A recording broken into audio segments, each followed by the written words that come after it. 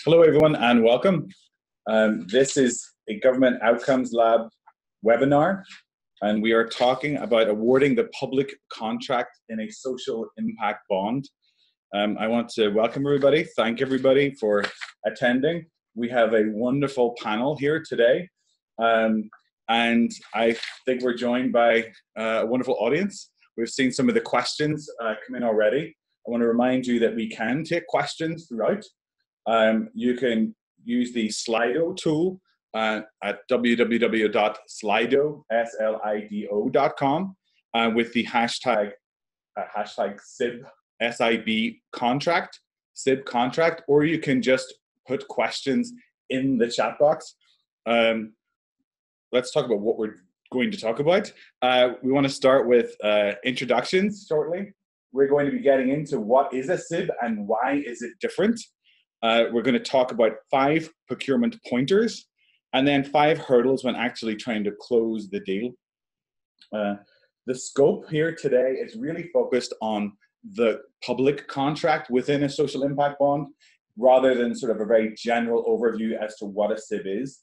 And our core audience really for this potential learning and promising practices would be for UK professionals that are commissioners, procurement professionals, or legal support. That's rather narrow but exciting scope, but there are plenty of other avenues to access more general information. So with that being said, let's do some introductions. My name is Rory MacDonald. I can see myself on the screen there. Okay, I'm a research associate at the Government Outcomes Lab. I'm a lawyer in New York, and I'm doing my PhD in program evaluation. So for me, SIBs are wonderfully exciting because they blend both procurement issues and some evaluation issues. Morning, my name's Paul Riley.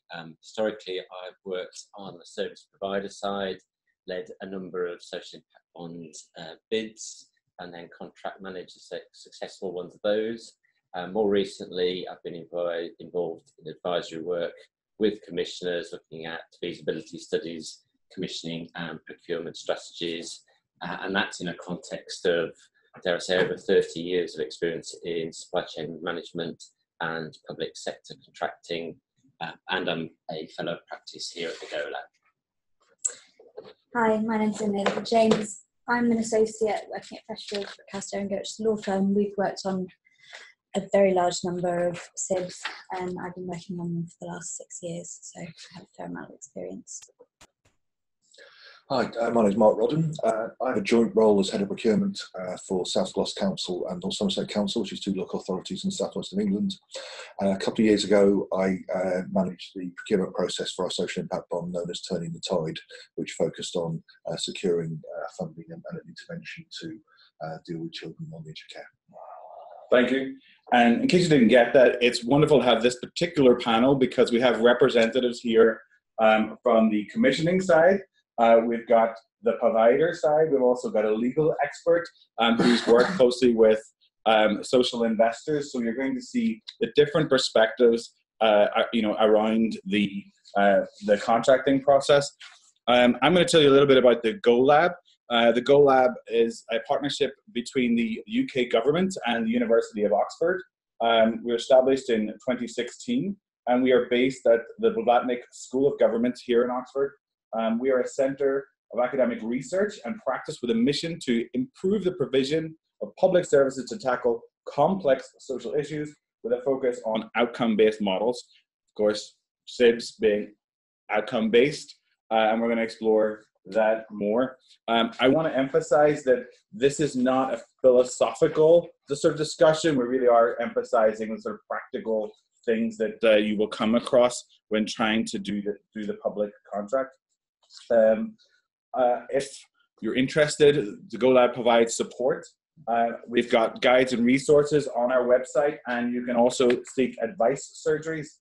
I'm running through quickly this, so I'm a few slides on, if that's okay. I want to emphasize that we are today launching a new technical guide awarding the SIB as a public contract.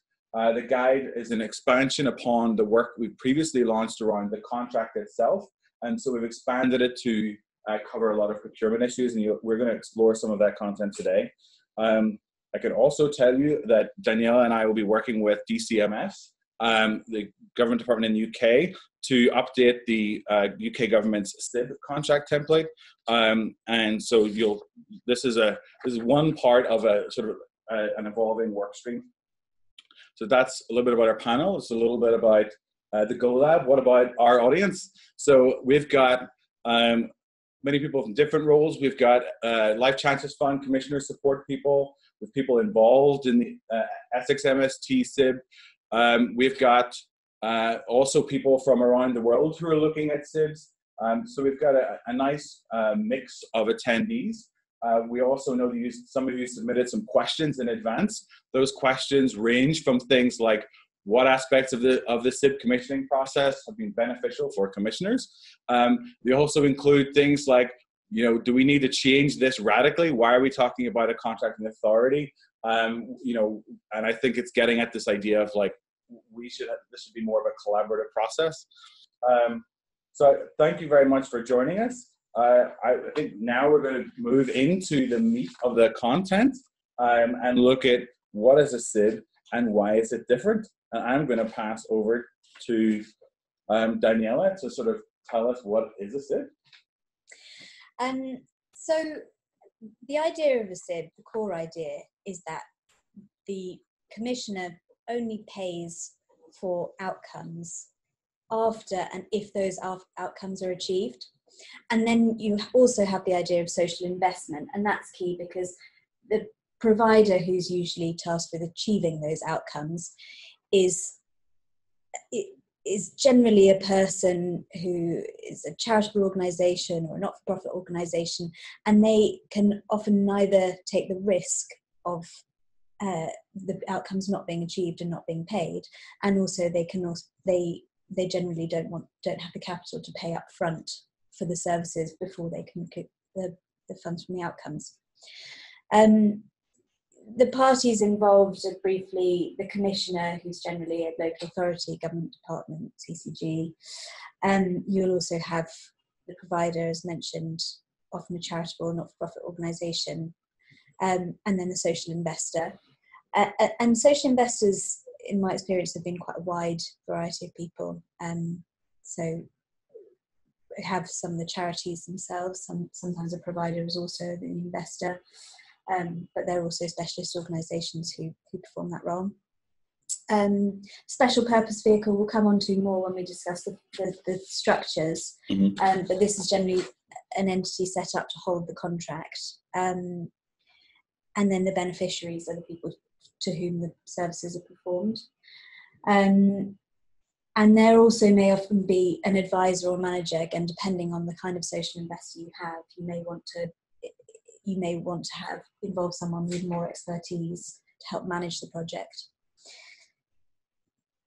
Yeah, well, I can add to that this is all happening in a context in the UK of budgets being cut in many cases for local authorities, and there being sort of alternative ways of getting investment to solve sort of complex social problems. This is also, because this is public funds, there are rules associated with spending this public funds, including the public contracts regulations. And there are different perspectives going on here. I think, in procurement and contracting, we see a very process-based perspective sometimes around the competition. We also see people who are really focused on collaboration and the flexibilities allowed. I think both those perspectives are valid. The Go Lab's perspective is that procurement and contracting and commissioning, these are strategic functions rather than administrative functions, and so that you'll see that perspective play out. Okay, so let's go on to actually look in more detail at the structure. Did you want to talk specifically about the structure and how it lines up? Yeah, sure. I think the first thing to say, though, is that these are three very basic structures, and there are huge numbers of varieties of structures out there. This is a sort of simple model where you have one commissioner, one provider, one investor, and potentially one advisor intermediary. You can also have multi-commissioners, multi-investors, provider also acting as an investor, multiple providers, third-party funding coming from other sources. So this is a very basic structure, and these are very basic structures. And the reason for choosing a particular structure are also very diverse. So they can include the relationships between the parties, third-party funder requirements, where they put their money into can vary. There's also tax reasons. So the important point really is to try and stay flexible with your structure, because that's not really going to be the key to successful contracting. What's key is really the outcomes contract. But briefly, we've got the commissioner making outcome payments to the provider, investment being put into the provider, and the key bit will be in that contract to say that the investor's only repaid and makes a return only if the outcome payments are sufficiently high. Or you have probably what I've seen most, which is the commissioner making outcomes payments to an investor, or actually usually a special purpose vehicle set up by the investor. And then the investor makes service payments to the provider, but that means that the investor only makes its money or return where the service payments are less than the outcomes payments. So outcomes payments are sufficiently high. This one is, again, fairly common, I think, where you have an advisor intermediary. They can hold the contract or set up an SPV, which then holds the contract, and it's a similar scenario. I appreciate your point that you made earlier, that the structure here shouldn't be driving everything, and that there's the different structures for different scenarios. An example of a structure, if we go to the next slide, is in North Somerset Council's Turning the Tide SIB. And that would be very familiar to our panelists, because we have the commissioner and someone who is involved with the provision. Do you want to speak a little bit about this? Sure, okay. So the background as far as North Somerset Council were concerned who commissioned this was the number of children that we have in care, and the number of children that we have on the edge of care, which not only is a bad thing generally for the children and families involved, it costs a huge amount of money. And the amount of money that we pay to keep children in care ranges from around £500 to £3,000 per week. And if you add that up over across around 200 children that we have looked after to some extent, it is a lot of money. Now there's a recognition, or there was a recognition a couple of years ago in North Somerset Council, that some form of intervention, some form of family counselling could bear fruit and could reduce the amount of children going into care in the first place. Because if you can tackle that, they're the real benefits. Because once the children are in care, it's exponentially harder to get them back out. And whilst this was universally recognised as a good idea, it costs money, and securing that funding on what essentially is a leap of faith for the people who want the purse strings was challenging. And that's where the social impact bond model comes in, because it's obviously more than outcome-based commissioning. The reason we chose the social impact bond model was that we wanted to have two parties that we were working with who were both incentivised to make this work, working with us. So we went through a procurement process. I think we'll probably talk more about that later. We we agreed at the end of that process a three-party model with a social investor and with the provider, where outcome payments were made over a 52-week period. They're staged, obviously, to make sure that there's resonance in the solution and that we're not paying for children to be out of care temporarily and then they move back into care. And the idea is that we pay nothing if children do go back into care, or if the intervention doesn't work. It has been very successful. The success rates to date are around 80%. I think all parties are happy with what we've done to date. Are all happy? Parties happy? In one sense, we definitely are, but I suppose one of the advantages of SIBs is we're always looking to improve on that 80%. Mm-hmm. So it's that continuous improvement angle of, yes, we've achieved that, that's successful, but how do we make that even better? And that's probably one of the things we'll pick up later on is your contract management, your continuous improvement, problem solving, that should be a key part of how these are contracted and contract managed, but that's probably for a bit later. But to actually explain the structure of the social impact bond that we've got on the slide, it does actually echo points you made, Rory, and Daniela made, in that it was bespokely developed for the actual North Somerset contract. So it's flexible. North Somerset as commissioners were agnostic as to the structure of the SIB. So we were able to figure out what we thought was going to be the optimum solution for this contract, which was very beneficial. And then in terms of the three examples that Daniela went through on the previous slide, though it's mainly the left-hand one in terms of it is a provider-led SIB and it's a provider entity that holds the contract.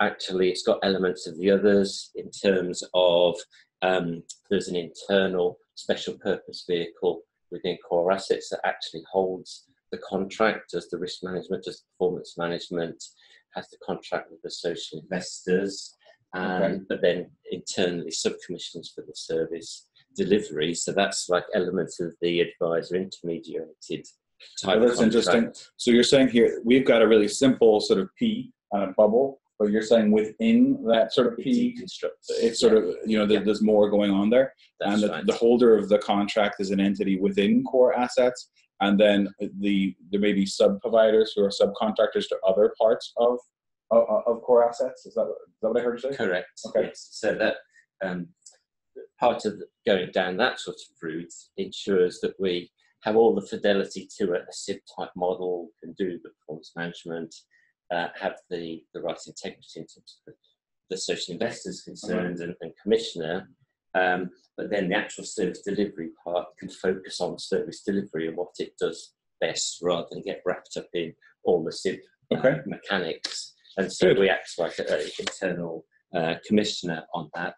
So without wanting it to sound overcomplicated, because it isn't when it's delivered, it actually provides some neat boundaries between some of the different responsibilities. I think it's a good example of actually it is a very flexible model and you can think through what's going to work best for that circumstance. And it is one where Bridges are the main social investor, but also Core Assets Group is part of social investor as well. So that's what I think it's probably most of the elements that we've talked through in a positive way. So that's a little bit about what a SIB is and how it's structured. Let's think a minute about why that makes it different for regular procurement. What are the things that are different here? And it occurs to me in conversations with many different people that you're sort of in the market for a social investment, not just for the services. As a commissioner, you may be aware of this sort of social investment market. You may want to co-commission, although I think we're going to get into some discussion about that. You're very focused on the outcomes. So the social value is not automatic, just because it's called a social impact bond. And this is something that is more subtle perhaps, and I don't know if everybody agrees with me, but I think perhaps it's harder to prioritize the engagement with the beneficiaries when there's all this sort of structural contracting stuff happening. And I think that when you're actually closing a deal, there are 5 sort of hurdles that we have sort of identified as things to avoid, and we've got some solutions in our guide. But I want to emphasize that there is a social impact bond template and guidance that the UK government has put out and is available online. But let's get into those 5 procurement pointers. So the first is to SIB with friends or co-commission. So what are we talking about here? Co-commissioning? So this is where a number of different entities, usually several local authorities, get together to co-commission a SIB, because while all local authorities have their own requirements, quite a lot of the issues that you're trying to deal with SIBs go across local authority boundaries. So the key reason to do this really is around referral rates. One of the issues I know that investors have is that if you're only dealing with a small number of people within a local authority, the numbers may not be great enough to justify the amount of cost in terms of time cost to set up a SIB. So for an investor, because they're relatively complex and require quite a lot of management input, it's fairly cost high to set up a SIB. While co-commissioning can make this slightly more complicated because you are obviously dealing with a number of different commissioners, the additional referrals that you can get makes it more cost effective. It's also sometimes beneficial for the commissioner because you can spread the risk of sort of required referrals, which we'll come and talk about when we talk about the issues with contracting. But it's generally just easier to deal with. You have more flexibility in terms of who can provide the requirements. You know, if one local authority doesn't have anyone to refer this year, someone else may be able to take up the slack. Okay, so these are commissioners coming together, multiple commissioners, and perhaps one special purpose vehicle or something. You said that the main driver here is referral rates. You know, are there other drivers that you've come across, either of you, or something that comes to mind is the idea of trying to reduce the transaction cost, which is linked to that. Any other things come to mind? I think the headline thing that's another Danielle's point playing to is just scale. Yeah. Just having a SIB that has the scale, which then plays out in terms of the level of the transaction cost as a proportion of the overall outcome payments, managing the risk in terms of minimum referral levels, and for me, that's the fundamental. Does it actually give a scale to make it viable? Okay. Well, that seems to make sense to me. Why isn't everybody co-commissioning everywhere? Is this a walk in the park, Mark?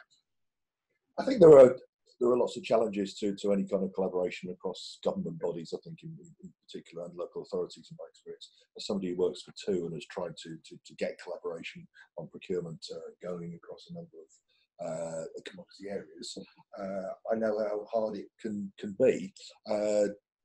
For instance, we recently, after a period of 18 months, let a contract across 3 local authorities to buy stationery.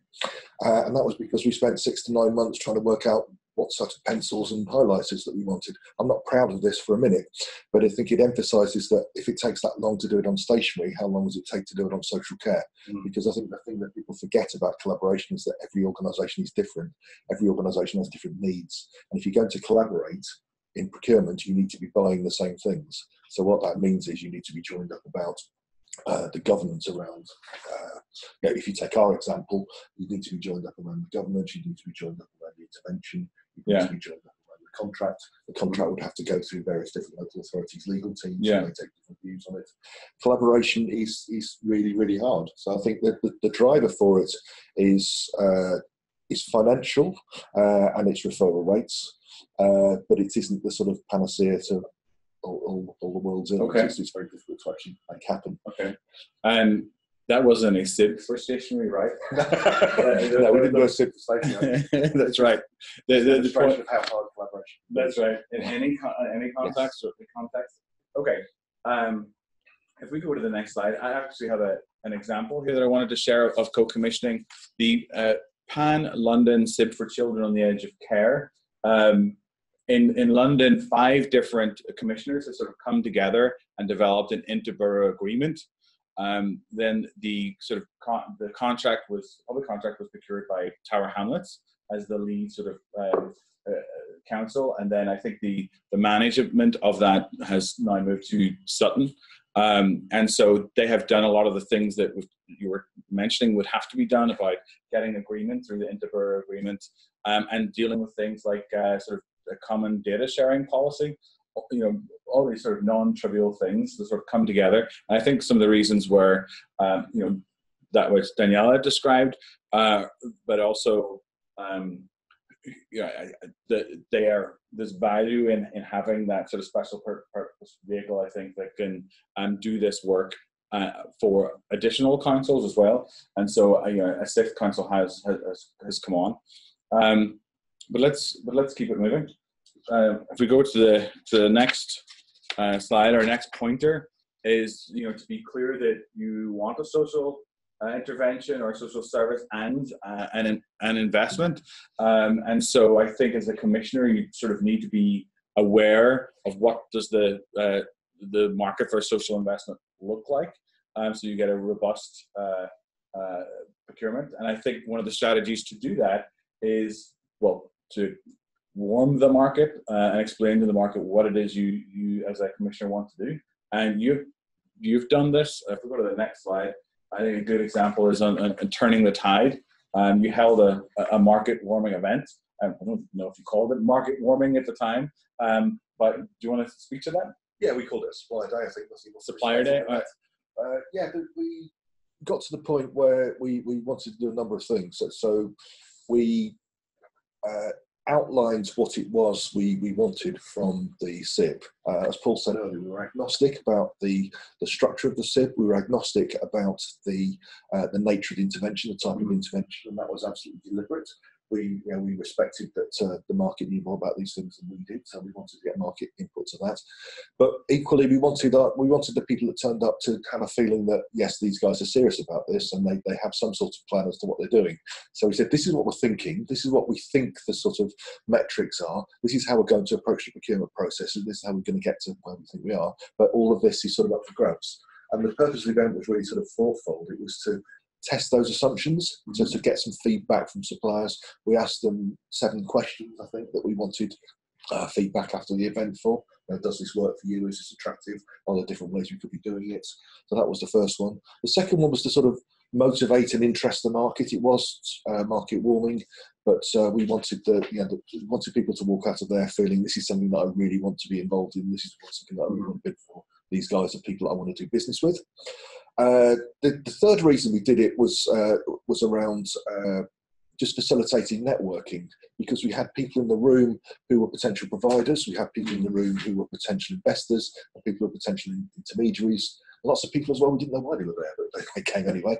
And we made sure that there were lots of opportunities within the structure, and lots of nice long breaks where people could have a coffee and get to know each other and build those sorts of relationships. That's why we did it, really. We wanted the feedback, we wanted them to be very keen on it, and we wanted them to sort of develop those relationships. Do you feel it was successful?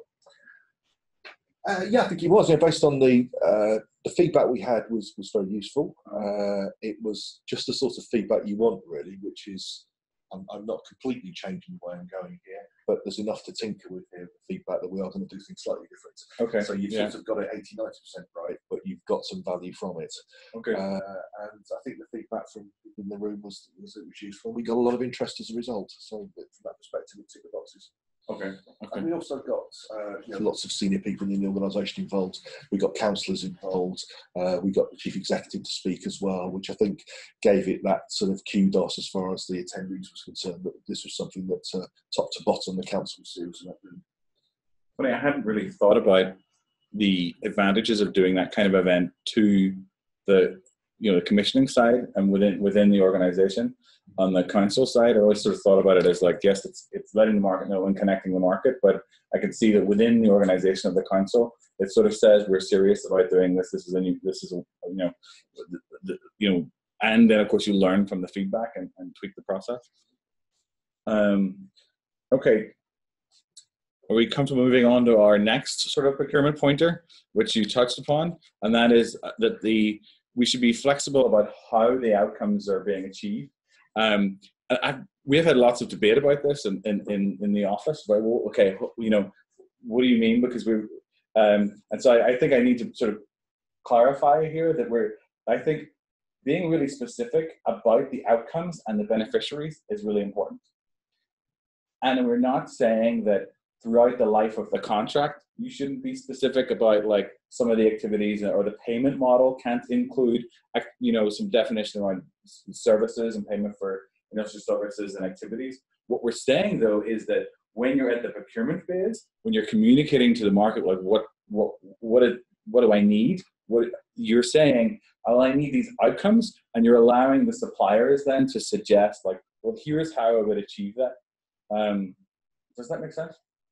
Does that resonate with you as a provider? Yeah, from the provider side, I've sort of witnessed the cross-section of those that are being very, to use one of the phrases, black box, where just there's very much the focus on the outcomes. But I've also witnessed ones where the actual specification of the specific licensed intervention that they want to be used, that you have to have experience of delivering that intervention to pre-qualified to be able to tender, etc., which is at sort of obviously the other end of that spectrum.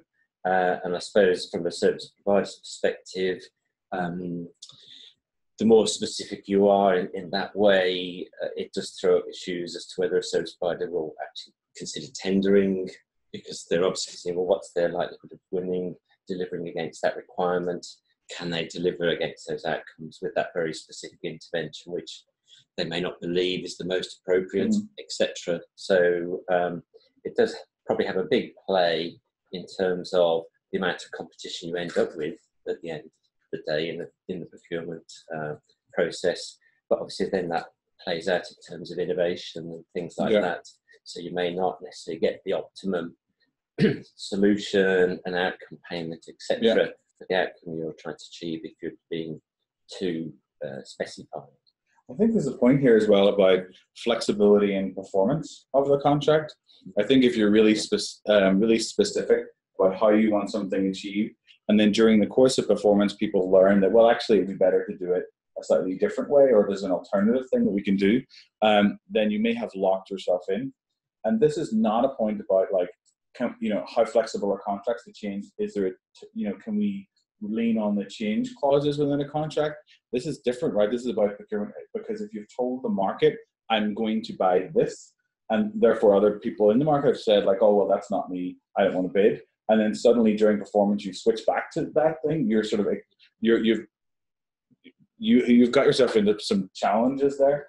And so I think when the commissioner is going to market, by describing what the outcomes are going to be, then the market can come up with those solutions. And Mark, you were really specific and explicit about this in that market warming event. I looked at some of your slides and wanted to highlight these things. And you've said this a little earlier, but do you want to emphasize this point again? Sure, that's the big point for me. It's a general procurement point of philosophy, which I believe that generally 95% of the time suppliers know more about delivering the service that you're procuring than you do. And in this particular area, we felt that was very true. That's not to say we sort of don't care about the solution or we don't know anything about the solution. We knew lots about potential interventions before we started. We did consider prescribing an intervention, but we decided not to because we wanted to get the best that the market had to offer and get potentially different solutions in the room. So we used the competitive dialogue procedure, which I won't bore you with the details on. But what that allowed us to do was to be very non-prescriptive early on in the process, effectively negotiate different solutions with different potential providers against the whole series of outcomes. But it's the outcomes that are important, and it's the risk that you're transferring. As Paul said, there are black box procurements. We could have black box this and say, this is what we want. If you procure on that basis and then that black box doesn't deliver the outcomes that you are looking for, that's 100% your fault as a commissioner, and you can't go back to the supplier and say you failed here because you've told them exactly what you want them to do.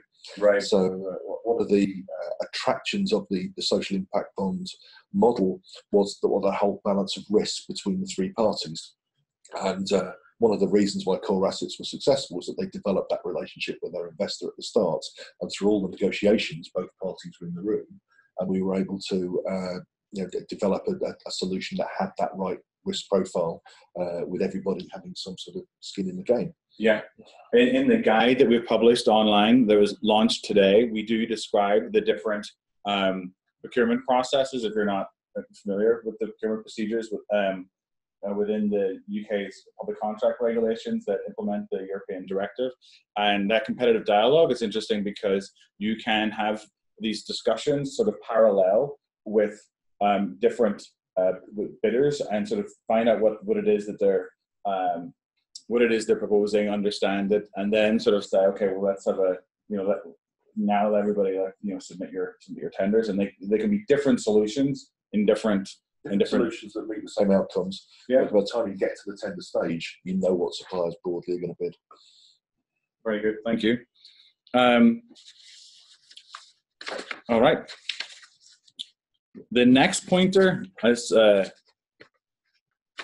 think this sort of gets to the more strategic stuff, and that is to secure the SIB's social value and social benefits.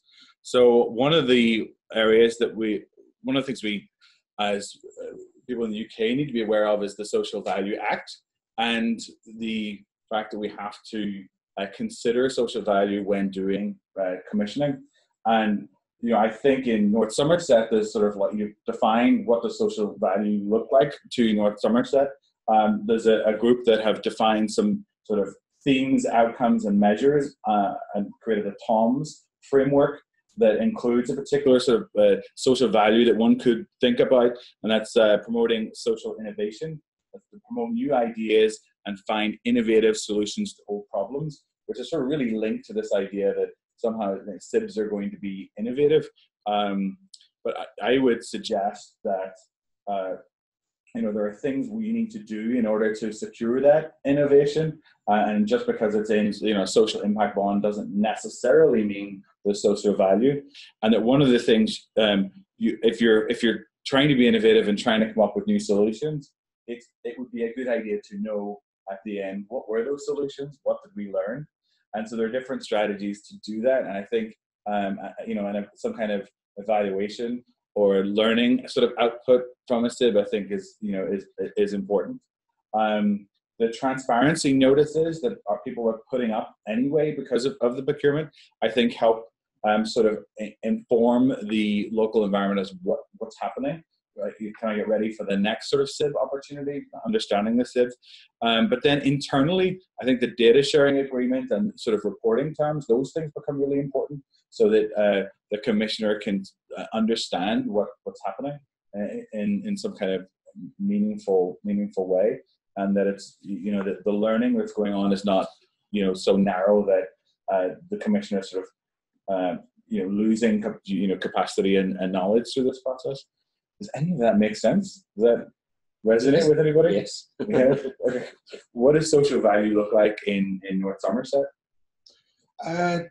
Social value in North Somerset is based around our overall corporate outcomes and our corporate plan. So there's a lot of localism in there. There's a lot of economy stuff in there. So local supply is important to us. Creation of jobs is important to us. Creation of apprenticeships is important. There's also things like jobs for people who are removed from the labour markets, ranging from NEETs through to people with disabilities who may have been out of work for 2-3 years. And then there's a whole load of other stuff as well. It's about engaging with the voluntary community. It's about supporting everything that North Somerset Council do. So the Social Value Act itself has been around a few years now. And local authorities, I think in my experience, are starting now to get to grips with what it can do. So from our perspective, we spend £170 million a year with the market. It's about using that spend better so that our potential suppliers can give us more than we're actually commissioning for, that can help us to deliver against those outcomes. And is there an opportunity to do that in a social impact bond? Is there a need to do that more explicitly in a social impact bond? I think it depends what it is you're actually buying, what your intervention is. But okay. my gut reaction would be you've got as much opportunity there in the social impact bond as you have in any other contract. Yeah. Because you've still got the opportunity to say where you're going to recruit the people that deliver the intervention. What else can you do over and above that doesn't cost you anything as a supplier but has benefit to society at the same time? It's about asking the question. Okay. I think there's it does lever in a slightly different opportunity because any of the social investors I've been involved in, they have rightly asked, well, what's the broader impact our investment has achieved beyond the specific payment outcomes that are part of the contract? And that can be still very directly the cohort during their period in the SIB and the intervention.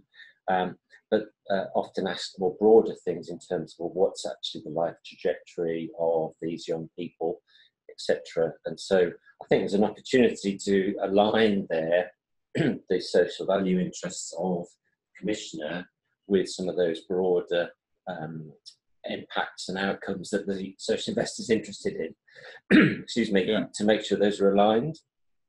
So potentially, as part of the impact framework of the SIB, you jointly agree those. So you are specifically looking about is there the opportunity to increase the employment of vulnerable groups or whatever those things are.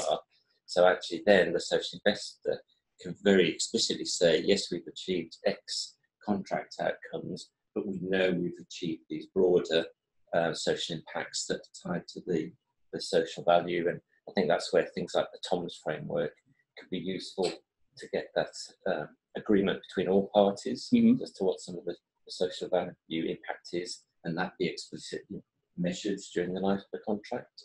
Yeah, and I mean, when we hear people talking about SIBs, they say things like, well, SIBs can help you with innovation, collaboration, and focus more on prevention.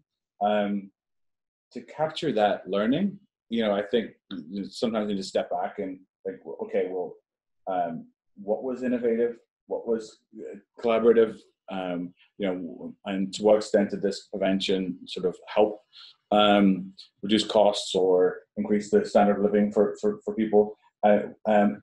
It's called a social impact bond, and I think it's important to sort of understand what that impact is, because we're spending a lot of time and effort, and there is a transaction cost. In order to get that back, I think we need to sort of think about some of these things.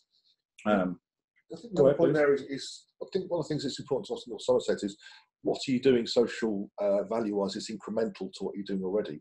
It's about trying to grab some of the things that have been done already through corporate social responsibility, saying, unashamedly, can we have some of that in North Somerset?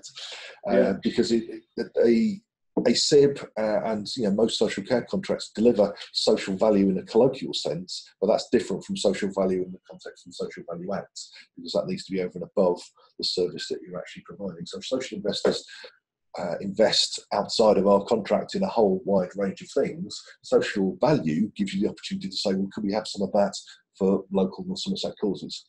Yeah, I think this gets to the core of what does it mean to say procurement and contracting, commissioning, and the legal support services are more strategic than administrative. Like, unless you sort of sit back and think, what is happening? What can we bring to the local area?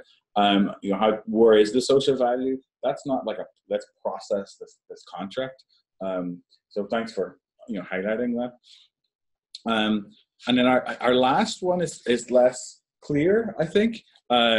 And I'd like to hear your thoughts on it. And if the audience has sort of thoughts on this or experience with this, we'd like to learn more, because I think there could be more strategies here. But the idea of making sure that we're still engaging with the beneficiaries and the representatives. Like, clearly there are some requirements to do consultations in some specific situations, but I'm getting at something a little different from the mandatory consultations. I'm thinking about, well, how are the beneficiaries involved in the design of this, both the vehicle and the intervention, and then in the performance of it, or to what extent are beneficiaries involved in this collaboration, innovation, prevention stuff. And I imagine as a provider, you have sort of been looking at these kind of issues for a long time. One of the SIBs I was involved in, even though we didn't have access to the commissioners' beneficiaries directly in terms of within that local authority area, because we generally operated in that territory and working with those sorts of cohorts. When we were actually thinking and designing our solution for that particular SIB, we went and consulted with young people in care that were in our care through other services and other contracts, and said, look, we're going to bid for this. This is what we normally do. Some of you will have experienced that journey. What's your view on what was good about it? What needs to change? Be different? And so from that small element of co-design, one of the things that changed was we added mentors to work alongside the practitioners and professionals in the solution. So it's an additional part, but a key part of it was that they were care experience mentors. and that they were trained in mentoring and they were clinically supervised. And then that fits into the SIB part in terms of, dare I say, normally that the commissioner, when they're sort of commissioning a care placement, are sort of fairly price focused a lot of the time around that, whereas a SIB allows to look at that broader view of what's going to be successful. And our view was actually having that care experience mentor was more likely to ensure the young person was brought into participating and engaging with the service. Therefore, it's more likely to be successful. Therefore, the social investor was interested in funding that additional one because they could see it improve the success. But it also played into social values we were talking earlier, because actually these weren't volunteer mentors. We were paying them, a normal salary for performing that role, and rightly so. So actually, it was providing employment for care experienced young people in terms of the mentors. Excellent. Okay. So it was actually providing some of that sort of social value element as well. So even just from a little bit of co-design, you can get little things like that that spin out and have those number of benefits. But it can be quite hard to facilitate with the commissioners' beneficiaries. Yeah, I can imagine that strong providers are doing this kind of co-design as part of the service that they're developing, the solution that's being proposed. I can also imagine that if this is an important thing, if beneficiary informed solutions are important, as co-design complementation, that it is something that commissioners have the sort of one of the tools in their toolbox is the questions that appear in pre-qualification documents, or the questions that appear in in the invitation to tender, the things that are scored, or things like asking about, well, what was this, to what extent have you engaged, or how does the engagement happen? And I would respectfully suggest to my colleagues that on the sort of commissioner community that the questions that you're asking in the procurement process and your selection criteria really have power to sort of drive these things. But I think that comes to the end of our sort of 5 procurement pointers, please. Can I add another angle to that point, which is engaging with SIB beneficiaries from the perspective of the commissioner? So actually for the commissioner to go to the SIB beneficiaries and try and get engagement from them, because with not all SIBs, but with some SIBs, you will have an element of, you need to have beneficiaries who are willing to take part. And so a commissioner might go out there and say, well, I've got 50 people in my local authority who fit these criteria, so I'm going to say that I can meet 50 referrals per year. So, but actually, of those 50 people, maybe only 30 are willing to engage with the programme. So you can end up with issues on referral rates and points like that if you haven't sort of really gauged the interest for the intervention before you start. In our experience as well, it's about getting buy-in to the principle. Yeah. We did a lot. We got our social workers to go and talk to families with children who were on the edge of care. But the reality is, by the time you actually get to the point at which you've got the social impact on, things have moved on and you've got a different cohort. Mm. And that's partly, if you broaden beneficiaries out to stakeholders, the beneficiaries are much, much broader. Yes, that's true. And we have a lot of stakeholders, some of whom were cynical about the benefits of this sort of approach. And that whole engagement at the start, getting them to talk to families was very useful in terms of getting some of them on board. But we also had broader stakeholders as well. We had councillors we needed to get on board. We had finance, who were probably the most difficult to get on board, because accountants at the end of the day just see all these outcome payments you're signing up to, and the cost avoidance that pays for those. They don't necessarily see in their balance book. That's right. This sort of two-dimensional balance sheet approach. So that was. It is all about keeping that stakeholder engagement going, but that's not just at the start. That's an ongoing process. That's something that we're still doing now. And it's all the way through. You just need to keep reminding people what the benefits are. That's very helpful.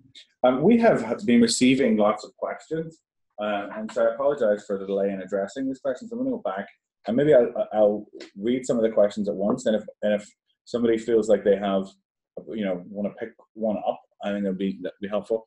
So I'll go through something I have. How have SIBs performed for the investor? Are there examples of underperformance and investors making a loss? Another question is, thank you for your questions. No, that's our team responding. If it's clear who is going to get the work, e.g. because a local consortium of providers has been created to deliver the SIB, or because the SIB has been designed by the delivery organizations, what can be done to reach that conclusion without wasting time and effort on procurement? Great question. How far can you go in streamlining this? Another question is, are there transaction costs associated in SIB's final cost effectiveness analysis? Is any of these, you want to jump in on any of these questions? I can speak to the investor loss and return piece. I don't think I can give precise figures, but yes, I know that there have been SIBs that haven't worked, but then I know that there are also SIBs that have been very successful. So from the investor's perspective, you often have people who aren't hugely interested in the financial return. So you have quite a lot of charities who want to put their money to good use and aren't expecting the highest level of returns that they can possibly make. And then you also have people who are doing lots of them and hope that overall, you will make a return. And yes, the transaction costs are high. And I think this is something that we sort of talked about before in terms of co-commissioning. These do need to be scaled up in order to make them more cost effective for investors. So we don't actually charge for our time at the moment. So I think, certain investors and people who use our services, if they were to pay for their legal costs, these would be prohibitively expensive at the moment. And that's one of the reasons why we're doing work to sort of develop, a good SIB template contract and get some of the learning out there to reduce those transaction costs. There's a classic example from the US. The first social impact bond in the world, of course, was in Peterborough, but the first in the US was at Rikers Island with a recidivism program, and the program was found not to work, and so the payments were not made. And is that success or is that not success? Obviously, there was an intervention, a course that was being delivered that was not useful. But I think the model itself, the idea of a SIB, by sort of, in that case, it used an impact evaluation. By the impact evaluation finding that this was not working, and therefore the public funds weren't spent on something that was not working. There's success there, but there are definitely examples. Whether that's an example, and if you're sharing your experience that there are other issues, I think that's interesting. I think there is a risk that we could simplify this, because we all want the model to work. We could simplify it to such an extent that it's sort of always going to work, and that's or rather we're always going to make all the payments, and that's not what we're about, right? So we have to be careful of that and design these things appropriately. One of the other questions was, let me see. Is it clear what if it's clear who's going to get the work? My immediate response to that would be like, if there is only one provider in your market, there is you do need to go through the whole procurement procedures. There is a process to make direct awards to that one provider who's in your market. The facility to do that, of course, is to publish a notice before you actually start work and say we're going to award this contract market. We're just double checking here. We don't think there's anybody else in the market that can do this. Is there? And somebody else can put their hands up and say, well, actually, I'm here, and you should run a competition. And so that's what I think there's probably a subset to that question, which is where a potential provider has been involved in developing the business case that sits behind a potential SIB, and they've put so much into it that they are the logical person to actually provide the service. And on those occasions, I've been briefly involved in one or two of those. It's a mindset, I think, because there are lots of people within your organisation who make that decision around whether that's okay from a procurement perspective to just go to that organisation, or whether you do need to go more formal routes. It's better to sort of have that conversation as early in the process as you possibly can. Yeah. And if potentially you sort of know what you want from a SIB, and you could then procure an organisation to work with you to develop that, who then becomes the provider. But if you should just sort of do that and then have that conversation later on, in my experience, legal teams within councils can get nervous about those sort of things from a public procurement perspective. The other thing I would say as well, as a procurement person, you've still got a procurement. If you've still got one provider, you still need to agree a contract. You still need to make sure you're paying them the right amount. You still need to make sure the risk is balanced fairly across all properties. I think so you have to do all that stuff. That's a great point, and it's still subject to public contract regulations. Yeah. And you still need to do the appropriate notice. And it's funny that in the UK, this is a sidebar, in the UK, there's a really narrow sort of definition of procurement that people sort of use. They're like, but I do think that it is slightly broader. And to your point, that even if you've only got one provider and you're working with one provider and making awards to one provider, strictly speaking, it's still procurement. I would still get them to tender. Yeah, there you go. That's right. They need to know that they're the only person tendering. Oh, that's interesting. Okay. We have another couple of questions. Are these transaction costs, e.g. procurement, associated in SIB's final cost effectiveness analysis? And another question is, can you share some views on the difficulties related with commissioning by results from the commissioner's point of view? Difficulties related with commissioning by results from the commissioner's point of view. E.g., how do you persuade the different departments to do it, including finance? How do you secure payments over multiple years, etc.? You spoke a little bit about that. Are there any insights on how you get your finance teams on board, or how you sort of discuss payments over multiple years? I think it can be hard. It's about recognising that, certainly in local authorities, you've got a broad range of stakeholders. If you can get councillors on board with the principle, we were very lucky that we were able to do that very early on. They believed in the principle, and that helps with persuading others. We had a transformation team that were driving the business case. They were on board. It was truly multifunctional the way we did it. There was a team for procurement. There was a team from children's services. Finance, it can be difficult, particularly when you're in situations where you're already overspending, to demonstrate that there will be a saving. I was very involved in sort of doing the modelling at the point at which we got to the end of the procurement process to say, okay, this is potentially what we're going to pay here outcome payments wise, and this is what we're going to save. And actually, just sat down, accountants like Logic, and sat down with the accountants and just explained that this is the potential trajectory we're on if we do nothing based on past performance. And even though we don't budget for all of that money we have to spend, we have to find it from somewhere. Whereas if we do this and we have the success rate we're predicting, it's a lot lower number. It's just about sitting there and doing it. And doing that, having that communication. Yep. The other question was about transaction costs and whether or not they're included in a final cost effectiveness analysis. I think this is a really interesting question. I think it's really important to, I think this maybe is what the question was getting at. Just, if you're a local council and you're doing a cost effectiveness analysis, your perspective of what costs to include as costs are going to be different if you're doing it sort of more abstractly or at the sort of national level. And I think because a lot of these transaction costs are really hard to sort of see and unpack, but I think that very often there's a financial success story for the local council. But nationally, I think there is more work to be done to understand what are all like the development grants going in, what are all the sort of legal services being provided, what all the learning that's happening, and nationally, I think there is work that can be done to share learning between the councils to make it more sort of efficient.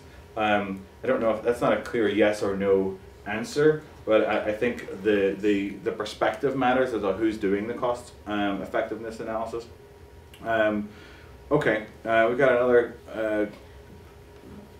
Okay, I'm getting.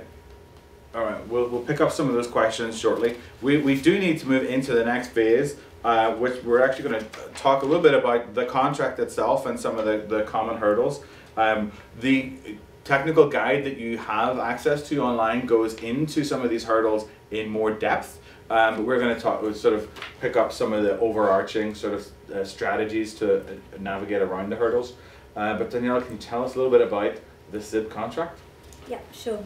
So the start of the SIB contract is its skeleton terms and conditions, and these are sort of broadly similar to what you would expect at T's and C's for a services contract, but they are designed to work with an outcomes contract, so the payment section is slightly different and some of the concepts are slightly different.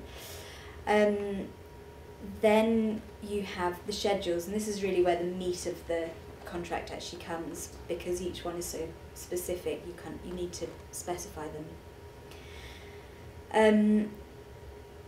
The first schedule is authority requirements and obligations, and this sets out what the contractor is going to do and then what the commissioner is going to do.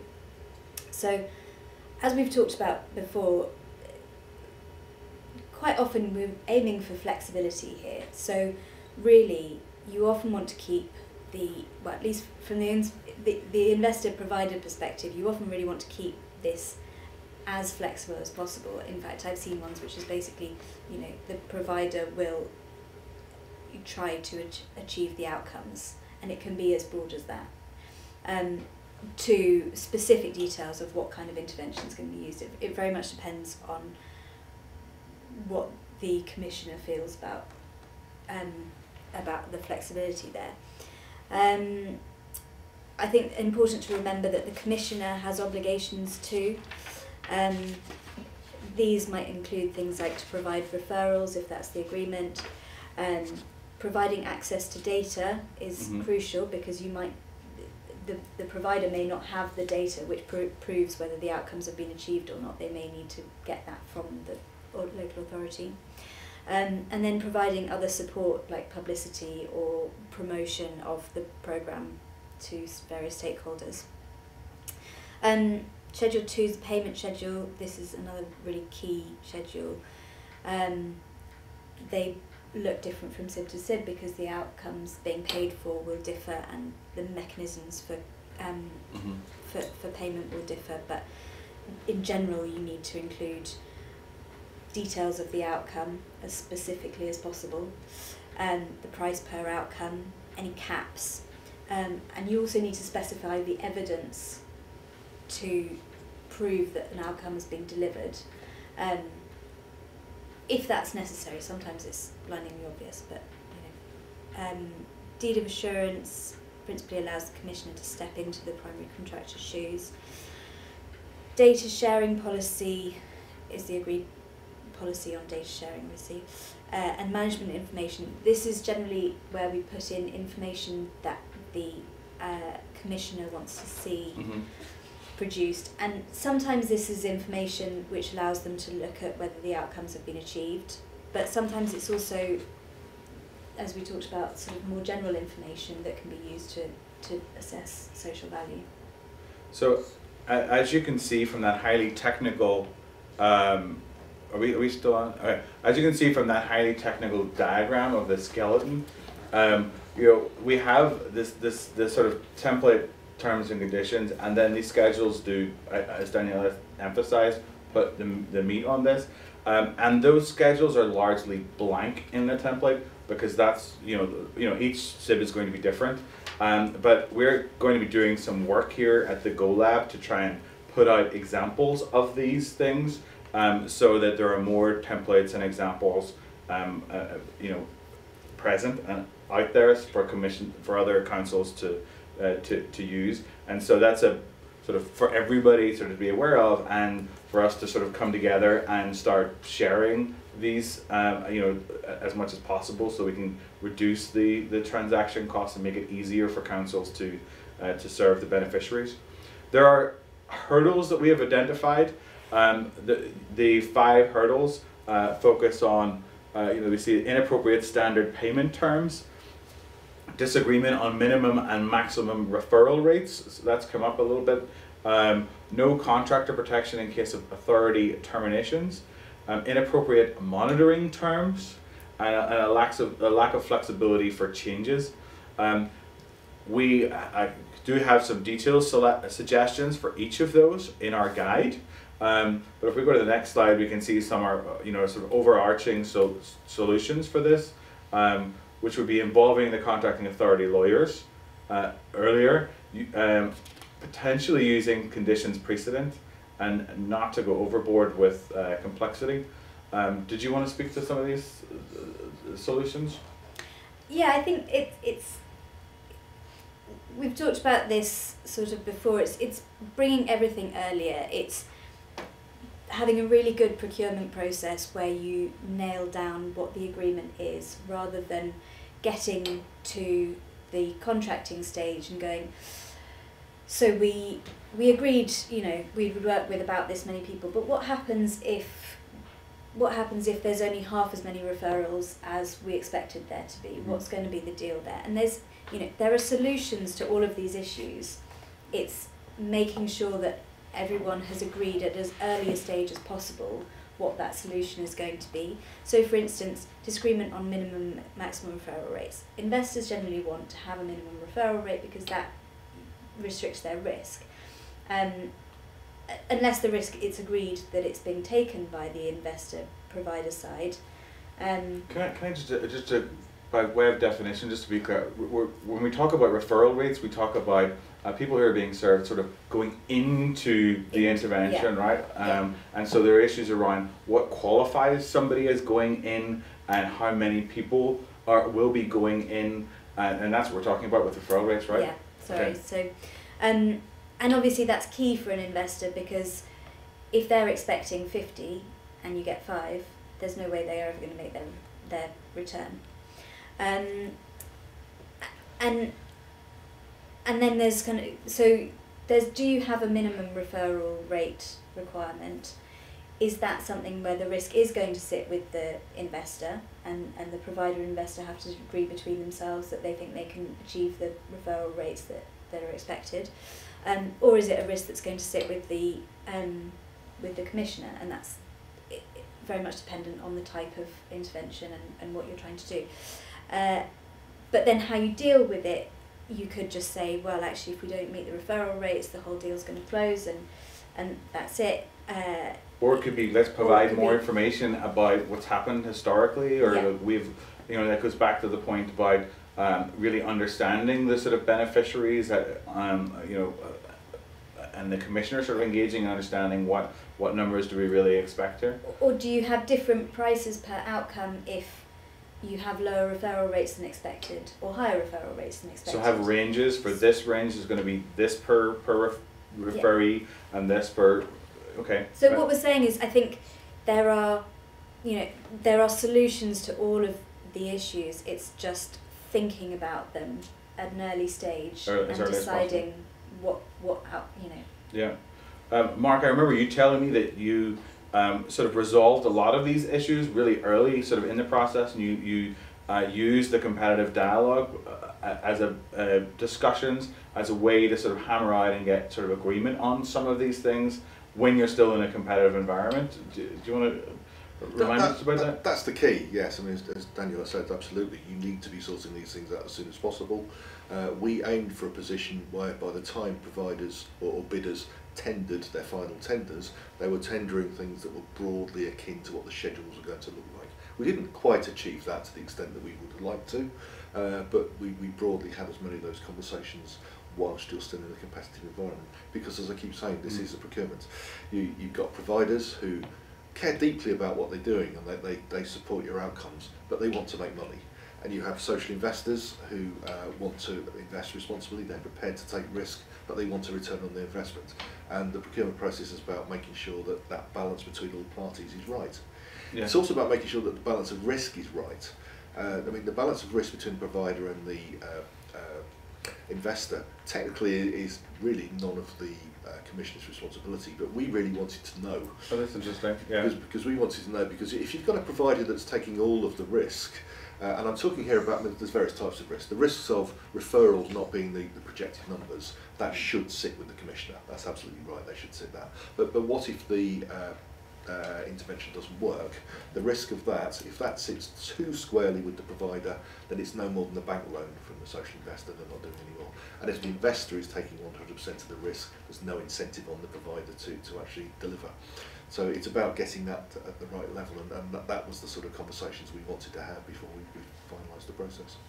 I think that's very interesting to do that. I imagine though that for somebody going through that process, you know, if they would want to know that, you know, because they're investing in that conversation and having that conversation, and I imagine it would be challenging to know that that's happening with 10 or more providers. Like what you know, what kind of numbers are we talking about in the competitive dialogue? How many people are going through that process? I think you can have as few or as many as you like. I think if you do it with more than 3 with competitive dialogue, you're challenging yourself, and it's quite an elongated process. Yeah. Yeah, 3 to 4 is about. Okay. I've done a few competitive dialogues in non-SIB land, and that's about the right level to do it. Okay. Because you are sort of supplier A on a Monday, supplier B on a Tuesday, and you have to sort of, you know, get your head straight around all of that. What about the provider perspective here? Whenever you're in that process of, I mean,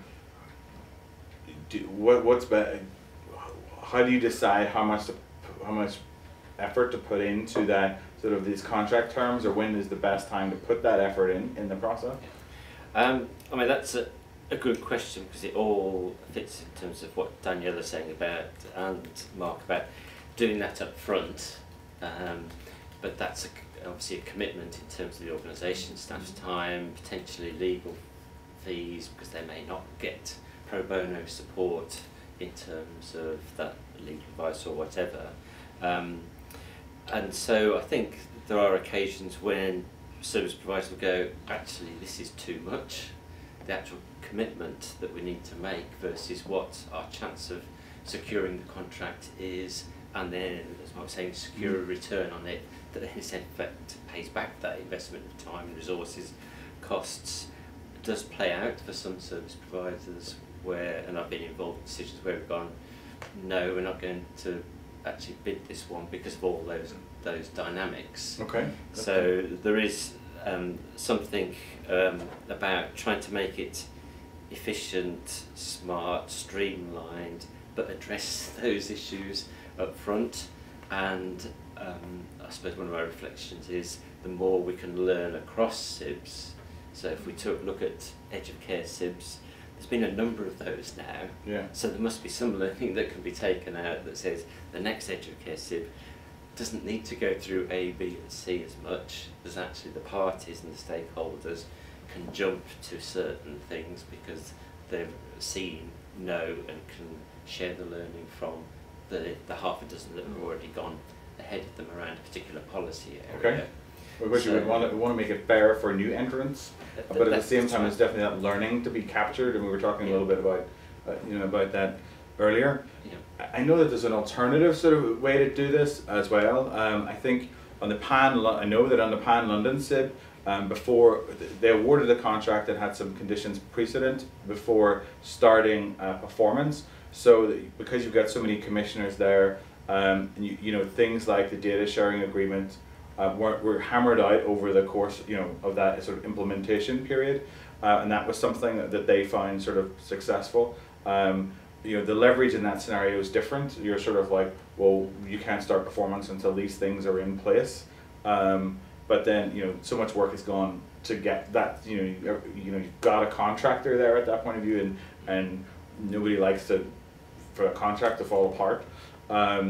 So whereas marketing, you're talking about you're still in a competitive environment, and there are advantages to doing a lot there. But I think the overall message is sort of like have this dialogue early. I think that's very helpful. We're acutely conscious of Paul's points as well.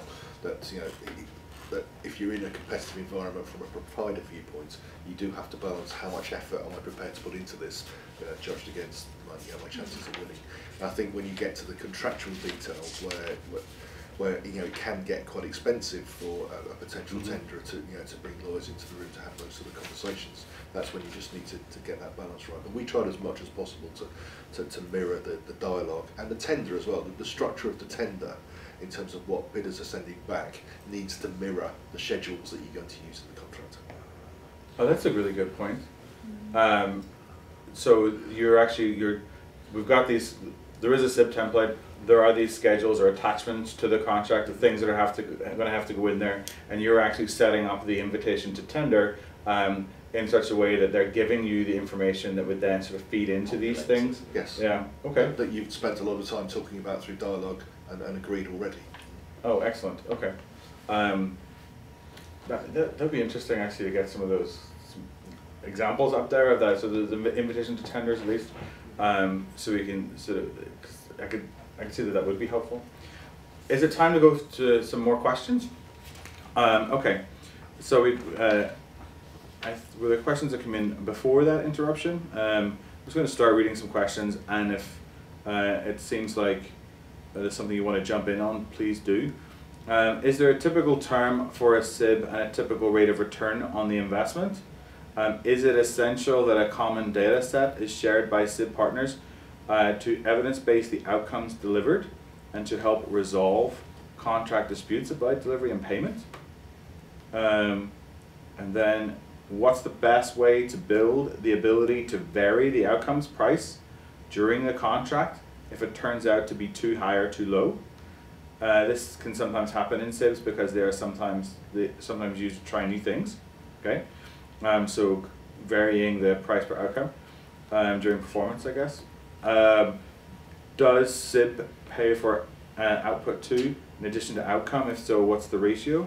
So we talked earlier about inputs, activities, outcomes. What about outputs? And so, okay. Anything that you want to jump in on there? I've got some reactions to some of these, but I want to let you go first. I'd say normal term of a SIB is sort of 3 to 5 years. I've seen them up to 7, but that's rare.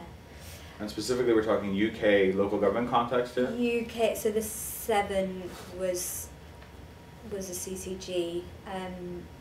Yeah, UK local authority tends to be 3 to 5 years. But 3 is definitely a minimum, isn't it? Yeah. In terms of I think I have seen a 2-year one before, but it's very to that, you know, for the cost of setting up and winding down, 2 years is a very short period of time. Mm-hmm. And it's these answers will vary very much based on the type of the topic, the beneficiary, the problem the social problem we're trying to address. Yeah, exactly. And yeah, I think that variance here sort of plays out in a number of these questions. I think it's the same with any contract, isn't it? I think you should be led by the market. You should be led by the provider. And we asked the providers in the market warming event what a good period of time is for them. Oh, very good. It needs to be enough, you know, for them to sort of recoup investment, not just the financial investment in the service, but the investment in winning the bid in the first place. You can have contracts and you can have SIBs that are too long as well, and that's what you need to be careful about. Very often you can look at this from a commissioning viewpoint, that I've spent 6 months doing this procurement process, I don't want to do that again for 7 years. Mm-hmm. Now that's the wrong approach. It needs to be provider driven. It needs to be around what works for your provider and your investor. But the template contract actually provides for a sort of section which says you can commission for another 5 years. Yeah. And, you know, so that if it is all going well, you just repeat for another 5 years, but, you know.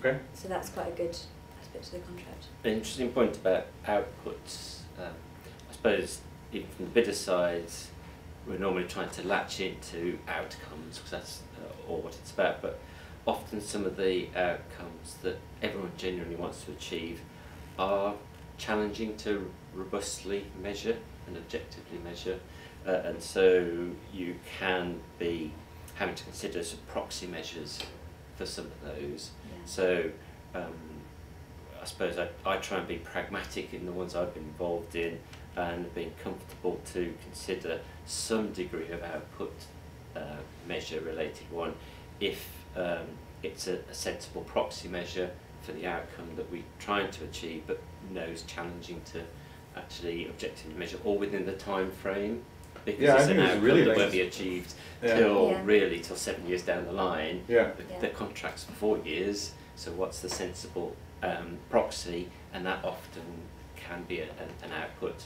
Although I have seen contracts where you perform for 3 years and carry on measuring for an additional 2, for instance. The issue of how much payment do you attach to outcomes versus outputs, or like shorter term things, or even service, I think that's all part of the that becomes part of the business proposal, really, the tender. You know, I think, you know, it may be appropriate in some cases to have service payments. It may be appropriate to you know, have short-term you know, outcome payments. It all depends on the specific piece, I think. Depends on how confident providers are in their ability to back themselves to deliver the outcomes at the end of the day. And if there's a demonstrable, well-trodden path at which that has been done, then the service payments, there's less of a case for them. I think if you're in new ground where nobody really knows how successful it is, then if you don't have service payments, then providers are going to take a more conservative view about risk, and you'll pay higher outcome payments. That's really helpful. I think that there's a lot of detail that could be, you know, you could go into around sort of like how do you set and measure outcomes, and I would refer people to some of the other technical guidance that we have on the website, and there has been a webinar about sort of setting and measuring outcomes, and it's such a critical piece to this.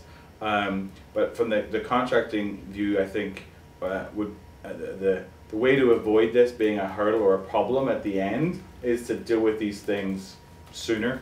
But I don't think there's any strict. So there was a question there as well, wasn't there, around how do you deal with change within the contract? Yes. When outcome payments prove to be incorrect one way or the other. I think the answer to that, as always, lies in the negotiation. What we did was we were completely transparent, or providers were completely transparent with us about their financial models. So we understood that they're going to, this is what the service is going to cost, this is what the investor's going to pay. I think I'm going to get an 80% success rate, but I'm going to cost it on 70. Here are my admin costs and other costs around the SIB, therefore this feels like the right amount. I think if you've got that model and you've got that agreed, and the world changes after 2 or 3 years, then you've got a point of reference to go back and renegotiate from, because you can put different numbers into the model and it can come out with a different answer. Yeah, I would be somebody who does advocate for being flexible enough to change. I have heard the argument that, you know, if you do allow change, then you know, perhaps the social investor or the provider has too much power in that scenario, or if you're, you know, it could mess up the evaluation that maybe is running at the same time. But I do think that the whole purpose here is to sort of serve the beneficiaries, and if you're figuring out that like something's not working, whether it's the payment model or that the beneficiaries are actually going, you know, wanting something slightly different, I think one should respond, and it's it would be appropriate to go back and you know, address this in a contract. I am aware of a situation, for example, where you know, there are caps on 2 different sort of outcome measures. One being sort of getting back into employment, and the other being sort of going into training. And you know, the experience was that when actually doing the performance, you know, the young people were weren't as interested in going into education, but were interested in getting a job, and therefore it was appropriate to change the caps, because literally the beneficiaries weren't doing it. So you know, to not change that contract would have sort of like created this artificial you know, sort of contracty sort of barrier to what was otherwise, you know, effective performance. Although coming to that, so I've worked on both that and a similar SIB, where we actually said, wait, this is our learning from that one. Let's not put caps on either, you know, employment, education, or training. Let's just say, you know, all of these three outcomes are valuable. As long as we've priced each of those right, it doesn't matter how many people are in education, how many people are in employment, how many people are in training. That's something that can be built in at the start. And I think as much as can be built in at the start is helpful. For instance, you know, we've talked about having different outcome payments for where there's been different numbers of referrals. That's something that can sensibly be built in at the start. On the other hand, I have also seen it where it hasn't been, and then you can always go back and say, actually, you're still saving a lot of money. We're not making any money because actually the referral rates have been too low. Why don't we up the outcomes? Because at the moment we're looking at terminating the the whole deal. So you can do it either way.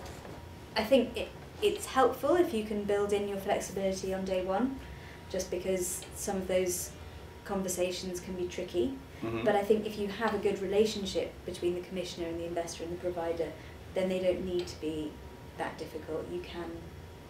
The relationship being a key thing. Yeah. We're coming. It's an overused word, partnership, isn't it? But you're in a partnership in this situation where you've got shared goals. Yeah. Everybody wants this to work. You're not, as a provider, as a commissioner, sitting back and saying, "Well, go on then, do it. It's up to you. I'm not going to pay you if it doesn't work." Yeah. Everybody needs to work together to make sure this works. So that's a big part of the theory of change of this whole sort of SIB thing. Is we're all partners around these outcomes. Yeah, the procurement process is just the start. You've then got to work together to make sure that it works. Yeah, thank you. So we're coming towards the end of our session. I'm going to ask you in a minute just of like your one sort of, if people remember one thing, what do you want them to remember? So you're going to get one each. But before we get there, I want to helpful resources. There's a slide on this. Today we are launching our GoLab technical guide to awarding the public contract in a SIB. So that's online now, and we will be adding more case profiles to that. But right now, the Turning the Tide case profile is there. The Pan London SIB as a case profile is coming, and we also are adding some others where it's a slightly different model. Because we recognize there are lots of different types of SIB. Coming soon, we are Danielle and I, with input from others, are going to be working with DCMS to try and update the SIB contract and put some more meat on those skeleton bones, particularly around the attachments. And we would welcome engagement around people who are willing to share their learning and their actual documents. I thank the panel for sharing things like the market warning template and the PPQ and so on, and we'll get those up. I also want to emphasize that we have a conference coming up on the 5th and 6th of September. Please come to Oxford and join other professionals in this field. We're also going to be adding an international outcomes sort of focus on that. I know a number of our attendees are from around the world looking at SIBs, and we are accepting submissions for original research paper and practitioner focused presentations. So if you do have experience and learning that you want to share, by all means, please submit your proposal. Do connect with us. We have a monthly newsletter and a weekly policy briefing. These are excellent resources, so please do sign up for those. And I think we maybe have 30 seconds or so left to get the one thing that you want people to take away from this session. Do you want to start, Mark? I'd just say don't be prescriptive, go into it with an open mind about the solution and about the model that you want to use. I agree. I think the key is to have a very clear idea of what the outcomes you want to achieve and how you're going to measure those, and everything else is secondary. And to complement all the things that we have said is to remember that your actual contract management probably needs a different mindset, different approach, and is around that joint problem solving, continuous improvement, which may be different to how you contract manage some of your fee-for-service contracts. Thank you. And for those of you who are working on doing this right now and want some advice, we are running advice surgeries that you can ask to be set up. And I want to leave you by saying thank you to our panelists and thanks to the audience for all those questions. We hope this has been helpful.